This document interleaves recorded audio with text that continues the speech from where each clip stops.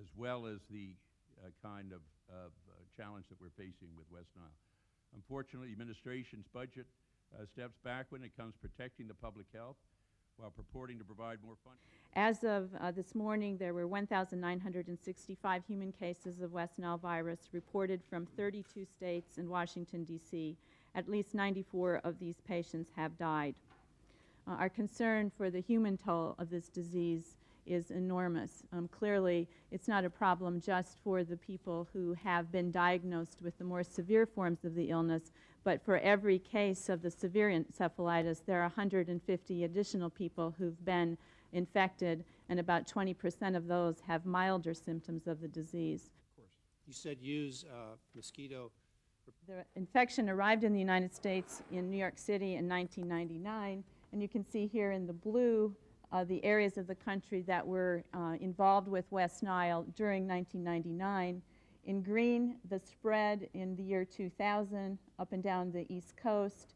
In the pink, 2001 spread north and then further into the central parts of the United States. And finally, this year in yellow, the further extension to the west and to the south. And I think as this virus moves south through the Americas, we're alert to the fact that other mosquito-borne diseases are extremely effectively transmitted in Central America and South America. And dengue is one of those mosquitoes, which is a close cousin of West Nile.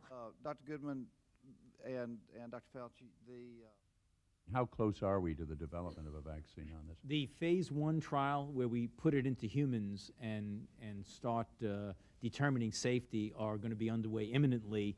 Hopefully what we will have is about a year's worth of that and then go right into phase 2. So I would imagine it's 3 or so years away, which is really light speed when you think in terms of the development of a vaccine. So we will likely have one, if successful, within the next few years. So you can see the cluster. Northeast.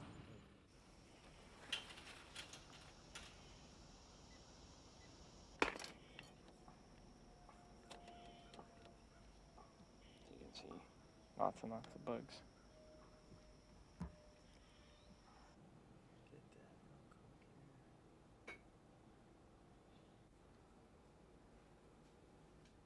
Is it easy to tell different types of mosquitoes?